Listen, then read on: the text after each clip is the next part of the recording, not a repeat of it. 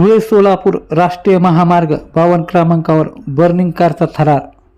सुदैवाने कुठलीही जीवितहानी नाही. चालकाने वेळेस लक्ष घातले, प्रसंग सावध राखल्याने जीवितहानी टळली. जालन्याच्या धुळे सोलापूर राष्ट्रीय महामार्गावर बर्निंग कारचा थरार पाहावयास मिळाला. महामार्गावरून जाणाऱ्या गाडी क्रमांक MH11 BD 6041 वडीगुद्री जवळ जालना बीडकडून छत्रपती संभाजीनगरकडे जात असताना धुळे सोलापूर राष्ट्रीय महामार्ग 52वर अचानक पेट घेतला.